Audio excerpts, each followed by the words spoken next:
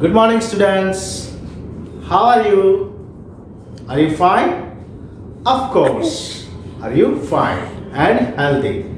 Take care of yourself and your family. Now, let's start our online lecture. I, Dhaval Sangani, once again welcome you all in Saraswati Group of Education. Students, Standard 6th, Subject English. Chapter 5th, a different type of school or kind of school. Author E.V. Lucas, જેનો part 1 નો અભ્યાસ આપણે last લેક્ચરમાં કરી ચૂક્યા છીએ.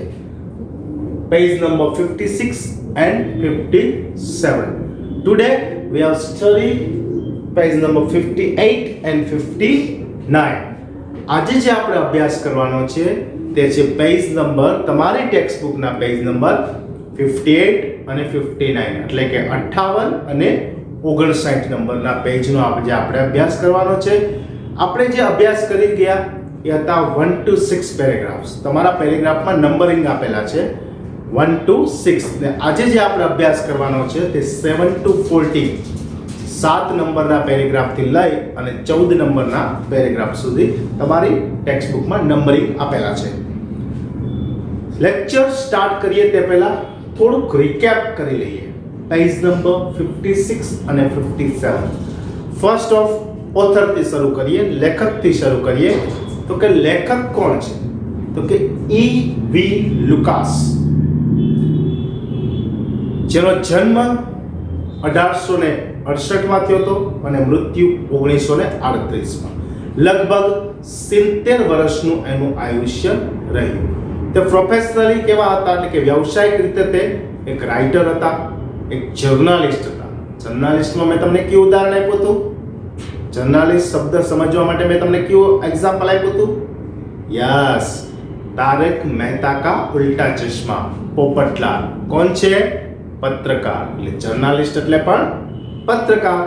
તો એક journalist છે, એક રાઇટર છે ને એક નોવેલિસ્ટ છે. બરોબર? નોવેલ એટલે કે ઘણી બધી એની નોવેલ કથાઓ પણ લખેલી છે.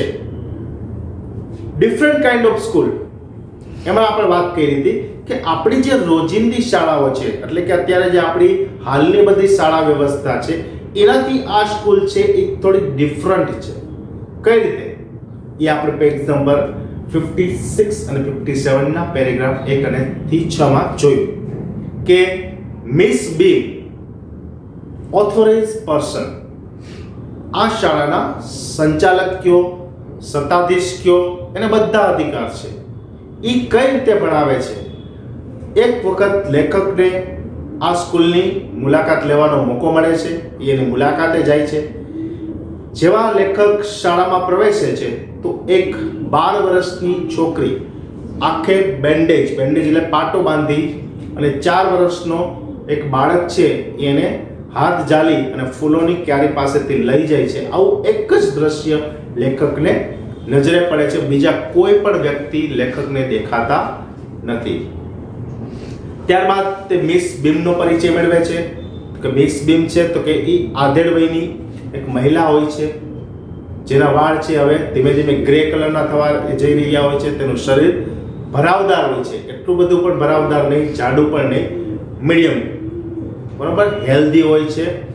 અને તે બાળકોને, જે બિચારા બાળકો છે, પુઅર બાળકો છે, ગરીબ પણ છે અને ઘર અનાથ છે, એવા બાળકોને તે હેલ્પ કરે છે. લેખકે આ શાળા વિશે ઘણું બધું સાંભળ્યું હોય છે. તે આ મનમાં જે પ્રશ્નો ઉદ્ભવે છે એ પ્રશ્નો મિસ બીમને તે પૂછે છે કે મેં તમારી શાળા વિશે ઘણું બધું સાંભળ્યું છે, તમારી જે ટીચિંગ મેથડ છે, ભણાવવાની જે પદ્ધતિ છે એના વિશે થોડુંક મને કહો. ત્યારે મિસ બીમ કહે છે કે અમારી જે શાળા પદ્ધતિ છે, શીખવવાની જે પદ્ધતિ છે એમાં કાંઈ ખાસ નથી. અમે વિદ્યાર્થીઓને વિચારશીલ બનાવીએ છીએ. ખાલી વિચારવાનું નથી કહેતા, એને અનુકરણ કરવાનું કહે છે. પછી સરવાળા, બાદબાકી, ગુણાકાર લખતા શીખવીએ છીએ અને અમે જ્યારે રીડ કરતા હોય છે ત્યારે વિદ્યાર્થીઓ હલનચલન કર્યા વગર એકીટશે અમારું રીડિંગ સાંભળવાનું હોય છે અને જીવનમાં ઉતારવાનું હોય છે. ત્યારબાદ બીમ છે એને બારીની બહાર જોવાનું કહે છે. લાસ્ટ પેરેગ્રાફમાં આપણે ત્યાં સુધી જોયું હતું. હવે આજે આપણે પેરેગ્રાફ નંબર 58 પેજ નંબર 58 માં પેરેગ્રાફ નંબર 7 ની ચર્ચા કરીએ છીએ. તે પહેલા આ પાઠને અનુરૂપ મીનિંગ્સ અને ન્યુ વર્ડ્સ ને જોઈ લઈએ. તો કે પેજ નંબર 58 અને 59 ના મીનિંગ્સ છે એટ પ્લે એટલે પ્લેઇંગ રમવાનું ચાલુ હોવું. આઈએનજી છે વિદ્યાર્થી મિત્રો એ કન્ટિન્યુ ટેન્સ બતાવે છે એટલે કે ચાલુ કાળનો નિર્દેશ કરે છે. જ્યારે કોઈ પણ ક્રિયાપદને આઈએનજી લગાડવામાં આવેલું હોય ત્યારે તમારે એમ સમજવું કે એ ક્રિયા ચાલુ છે, થઈ રહી છે, વર્તમાનમાં પણ થઈ રહી છે. હોપલેસ એટલે કે અનફોર્ચ્યુનેટ એનો એક મતલબ છે અને બીજો મતલબ છે વિધાઉટ હોપ. હોપલેસ એટલે કે આશા વગરનું એટલે કે બદનસીબાઈ કહી શકો, કમનસીબાઈ કહી શકો ને વિધાઉટ હોપ આશા વગરનું પણ કહી શકો. મિઝરી એટલે ડિફિકલ્ટી મુશ્કેલી. થોટલેસ કેરલેસ વિચાર વિનાનું તો કે કેરલેસ કાળજી વિનાનું. ઓફુલ એટલે ખરાબ. ઓફુલ નો મતલબ થાય છે બેડ, બેડ એટલે ખરાબ. હવે ન્યુ વર્ડ્સ ગુજરાતી વર્ડ્સ જોઈએ. જોલી એટલે આનંદિત. પેઇન દર્દ થવું, મને માથામાં પેઇન થાય છે, મને પેટમાં દુખે છે આપણે બોલીએ ને તો સ્ટમક એક એટલે પણ દુખાવો થાય છે, પેઇન એટલે પણ દુખાવો અથવા દર્દ પણ તમે કહી શકો. હેલ્ધી એટલે તંદુરસ્ત. થો એટલે તેમ છતાં આપણે કન્જક્શન જોયું હતું ને ધો ને ઓલધો. ટ્રબલ મુશ્કેલ. લેમ એટલે લંગડું. સરપ્રાઇઝ આશ્ચર્યચકિત. એપ્રિશિએટ પ્રોત્સાહિત. ડીફ બહેરું. ડમ એટલે મૂંગું. હવે જો આંધળું, મૂંગું અને બહેરું તો બ્લાઇન્ડ ને અંધ કહેવાય. ડીફ જે સાંભળી ન શકે એને ડીફ બહેરું કહેવાય અને ડમ એટલે મૂંગું જે બોલી નથી શકતા એને આપણે ડમ્બ કહીએ છીએ, મૂંગું. પીપ એટલે ડોક્યું કરવું. પીપ એટલે ડોક્યું કરવું મતલબ કે કોઈ વસ્તુમાંથી પોતાનું મોઢું છે બહાર કાઢવું. ફોર એક્ઝામ્પલ જોઈએ આપણે બસમાં બેઠા હોય તો લખેલું હોય ને કે બસની બારીની બહાર તમારું મોઢું હાથ ન કાઢવા તો એ ડોક્યું કર્યું કહેવાય. બરોબર. ઓવરનાઇટ એટલે પાછલી રાત્રે. મિઝરી એટલે પરેશાની. જો આપણે જોયું હતું મિઝરીનો મતલબ શું હતો? ડિફિકલ્ટી મુશ્કેલી. તો અહીંયા મિઝરીનો મતલબ થશે પરેશાની. વર્સ્ટ ખરાબ. આ શું છે? સુપરલેટિવ ફોર્મ છે કેનું? Bad. Bad worst WORST comparative છે ને વર્સ્ટ છે સુપરલેટિવ છે. એક્સક્લેમ કહેવું. ઓફુલ ખરાબ. જો અહીંયા આપણે હતું ઓફુલ નો મીનિંગ શું છે? બેડ એટલે ખરાબ. તો અહીંયા ઓફુલ એટલે ખરાબ. રિલીફ રાહત. આપણે કહીએ છીએ ને મને રિલીફના સમાચાર તો એ છે કે એટલે કે રાહતના સમાચાર, રિલીફ ન્યૂઝ. તો કે રાહતના કોઈ ઝઘડો ચાલી રહ્યો હોય, કોઈ મુશ્કેલી મહામારી ચાલી રહી હોય, એમાંથી કોઈ સારો એવો રસ્તો નીકળે તો રિલીફ થાય. ફેરલી એટલે સાચું કહેવું અને ઘાસલી એટલે ભયાનક. હવે આપણે પેજ નંબર 58 નું રીડિંગ કરીએ છીએ. Paragraph number 7 first line. I see some very beautiful grounds. I said, and I lot of jolly children. I see some very beautiful grounds. મેં ઘણા બધા મેદાનો જોયા છે and a lot of jolly children. અને ઘણા બધા જોલી આનંદિત અને children એટલે બાળકો. ચાઇલ્ડ નું પ્લુરલ છે children. મેં ઘણા બધા મેદાનો જોયા છે અને આનંદિત બાળકો પણ જોયા છે. It pains me though to see that they are not all so healthy and active looking. એ આનંદિત છે છતાં મને તો એટલે શું હતું? તેમ છતાં મને પેઇન એટલે શું થાય છે? દર્દ. તેઓ આનંદિત હતા બાળકો, તેમ છતાં મને દર્દ થાય છે. શું કામે? They are not so healthy. તેઓ તંદુરસ્ત નહોતા અને not active looking, અને તેઓ કાર્યશીલ નહોતા લાગતા. When I came in, I saw one poor little begin led about. જ્યારે હું આ શાળામાં પ્રવેશ્યો ત્યારે મને એક બિચારી છોકરી, 12 વર્ષની જે છોકરી હતી, એને એક બાળક છે એ દોરી રહ્યો હતો એવું દ્રશ્ય મને મળ્યું. She has some trouble with her eyes. લેખકને એવું લાગ્યું કે એને આંખોમાં તકલીફ છે. Now I can see two more with the same difficulty. એવા જ અંત બે વ્યક્તિઓને હું ફરીવાર જોઉં છું. And there is a girl with a crutch watching the others at play. એક લંગડી છોકરી, બેસાકી એટલે લાકડીના ટેકે. આપણે અપંગ વ્યક્તિ હોય, તમે જોયો ઘોડી લઈને ચાલતા હોય છે, જોયા છે ને? તો એ ઘોડીના સહારે બાળકોને રમતા જોઈ રહી છે. She seems to be a hopeless cripple. Hopeless એટલે શું કીધું હતું? અનફોર્ચ્યુનેટ. તે બદનસીબ છોકરી હતી એવું લેખકને લાગે છે. પેરેગ્રાફ નંબર 8 જોઈએ. Miss Beam laughed. Oh no, she said. She is not really lame. અરે એ કાંઈ લંગડી નથી, તે ખરેખર લંગડી નથી. રિયલ એટલે ખરેખર. This is only her lame day. આજે લંગડીનો દિવસ છે. The others are not blind either. It is only their blind day. તમે જે જોવો છો ને દ્રશ્ય, એ દ્રશ્ય સાચું નથી. આજે અંધ ડે, જે લોકો અંધ બન્યા છે એના માટે અંધ ડે છે, બ્લાઇન્ડ ડે છે, અને જે લોકો લંગડા બન્યા છે, અપંગ બન્યા છે, પગ વગરના બન્યા છે, એના માટે આજે લેમ ડે રાખવામાં આવ્યો છે. શું કામે? એ આગળ જોઈએ. I must have looked very surprised for the laugh for. હું આશ્ચર્ય સાથે આ મિસ બીમને જોઈ રહ્યો. Now to page number 58, paragraph number 9. This is very important part of our system. આ અમારી ભણાવવાની પદ્ધતિનો ખૂબ જ મહત્વનો ભાગ છે. To make our children appreciate and understand misfortune. આજે અમે અમારા બાળકોને એવું શીખવીએ છીએ કે તેઓ અન્ડરસ્ટેન્ડ થાય, એપ્રિશિએટ કરે મિસફોર્ચ્યુન.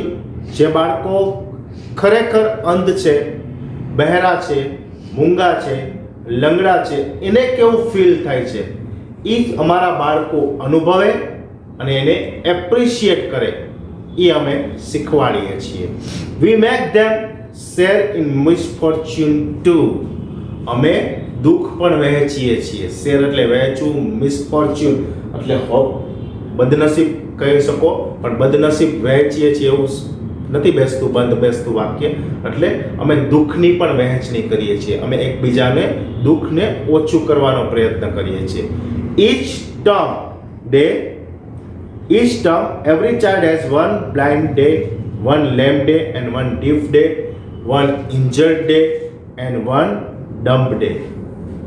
એક સત્રમાં, ટર્મ એટલે સત્રમાં, દરેક બાળકોને એક અંધ દિવસ, એક બહેરો દિવસ, એક મૂંગા દિવસ અને એક ઇજાગ્રસ્ત, ઇન્જર્ડ એટલે ઇજાગ્રસ્ત દિવસ તરીકે મનાવવામાં આવે છે. During the blind day, there are on their honor not to peep. Honour એટલે પ્રામાણિકતા. તેની પ્રામાણિકતાથી એને અંધ ડે, જ્યારે એને પટ્ટી બાંધવામાં આવેલી હોય છે તેમાંથી એને પીપ એટલે ડોક્યુ નથી કરવાનું હતું.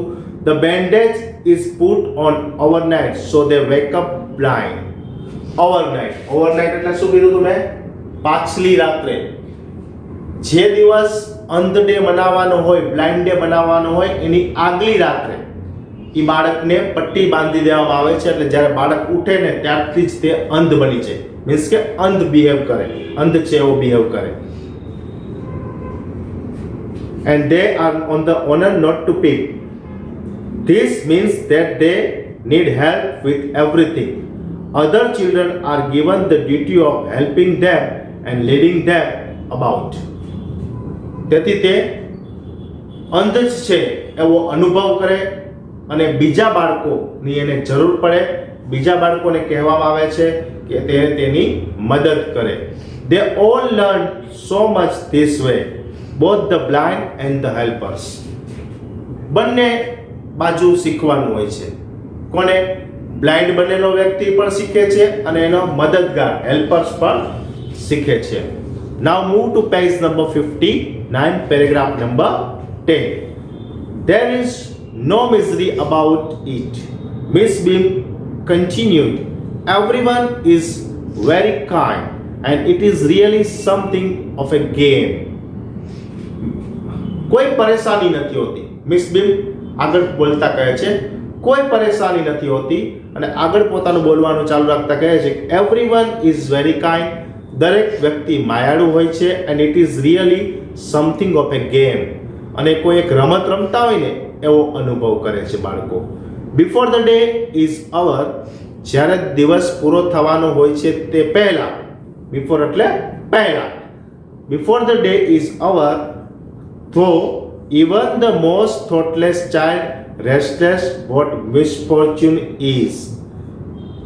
Before the day is over, though even the most thoughtless child restless what misfortune is. દિવસ પૂરો થાય ત્યારે બાળકને સમજાઈ જાય છે કે બદનસીબ હોવું શું છે. જે બાળકને આંખ નથી હોતી, સાંભળી નથી શકતા, બોલી નથી શકતા, અપંગ છે, એના ઉપર કેવી વીતતું હશે એ બાળકને સમજાય છે. Paragraph number 11. The blind day is of course really the worst, but some of the children tell me that the dumb day is the most difficult. The blind day is of course really the worst.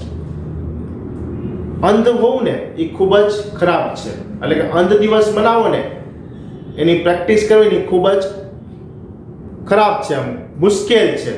But some of the children tell me that the dumb day is the most difficult. પણ કેટલાક બાળકોનું એવું મને કહેવું છે કે મૂંગા day છે ને, ડમ ડે, મૂંગા રહેવાનો દિવસ, એ મુશ્કેલ છે. Why? We can not bandage the children's mouths. આપણે આંખો ઉપર પાટી બાંધીને બ્લાઇન્ડ ડે તો મંગાવી શકીએ છીએ, પણ જ્યારે મૂંગા દિવસ બનાવવાનો હોય, ડમ્બ ડે બનાવવાનો હોય, ત્યારે કાંઈ આપણે મોઢા પર પટ્ટી નથી બાંધી લેતા એને. તો શું જોઈએ ત્યાં જોઈએ છે વિલ પાવર. જે બાળક ડમ્બ બન્યું હોય, એનો એ પ્રેક્ટિસ કરતો હોય, બરાબર, ત્યારે એના ઉપર કેટલી એને ઈચ્છા શક્તિ હોવી જોઈએ. એને ઘણીવાર બોલવાનું મન થઈ જાય છે, પણ અને પોતાના ઉપર કંટ્રોલ હોવો જોઈએ કે મારે આજે નથી બોલવાનું. Come into the garden and see for yourself how the children feel about it. ચાલો મારી સાથે ગાર્ડન, બગીચામાં ચાલો અને તમે જ બાળકો સાથે વાત કરો અને તમે જ બાળકોને પૂછો કે એવો કેવો અનુભવ કરી રહ્યા છે. Next paragraph 12. Miss Beam led me to one of the bandaged girls. Here is a gentleman come to talk to you, said Miss Beam and left us. Miss Beam છે ને મને બેન્ડેજ બાંધેલી એટલે કે આંખો પર પટ્ટી બાંધેલી ગર્લ પાસે લઈ ગયા અને મારો પરિચય કરાવતા કીધું કે એક બહારથી આ જેન્ટલમેન સદગ્રસ્ત સજ્જન માણસ આવ્યા છે અને તારી સાથે ટોક કરવા માંગે છે, અને પછી અમને બેને એકલા મૂકી ત્યાંથી તે ચાલ્યા ગયા. Paragraph number 13. Don't you ever peep? I asked the girl. તું ક્યારેય આ પટ્ટી ઊંચી કરીને આમ છાનુમુનું જોઈ લેશ, ચીટિંગ કરી લેશ? ઓ નો, she exclaimed. અરે ના, એ ગર્લ છે એમ કહે છે, that would be cheating.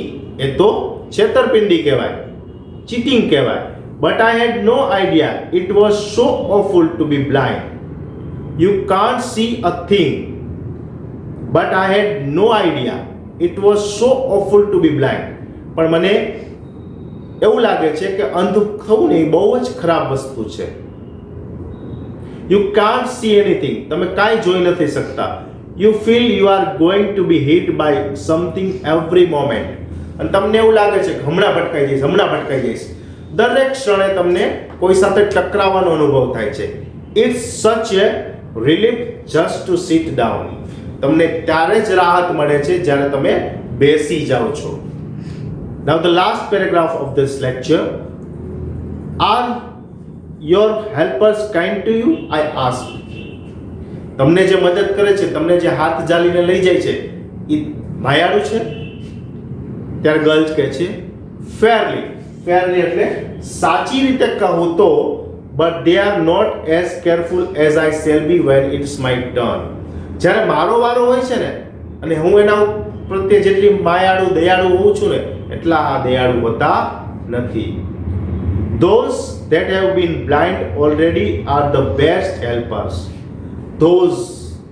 These નું બહુવચન છે કે એવા બાળકો કે જે પહેલેથી જ ખરેખર ભગવાને જ તેને અંધ બનાવ્યા છે ને, એ જ સાચા મદદગાર છે, સહાયક છે.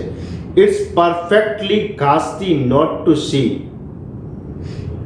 એ ખૂબ જ ભયાનક છે. I wish you had tried. હું એવું આશા રાખું છું કે તમે અનુભવ કરો અંધ બનવાનો, કે કેટલી પીડા અંધને થતી હોય છે. Shall I lead you anywhere? I asked. અને લાસ્ટમાં હું એને એટલું પૂછું છું કે હું તને ક્યાંય લઈ જાઉં, હું એને પૂછું છું. બાકીના જે પેરેગ્રાફ છે આપણે નેક્સ્ટ લેક્ચરમાં જોશું. અહીં સુધી આપણે લેક્ચરને રાખવાનો છે. તમે આનો એક સ્ક્રીનશોટ લઈ લેશો.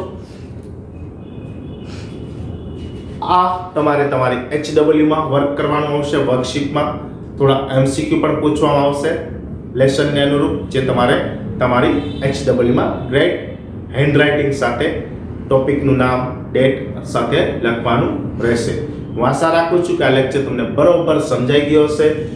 ન સમજાણો તો ફરીવાર રિવાઇઝ કરીને વિડીયો જોજો. લાઈક કરવાનું ન ભૂલતા. ઓકે, તો ચાલો નેક્સ્ટ લેક્ચરમાં ફરી મળીશું. Thank you.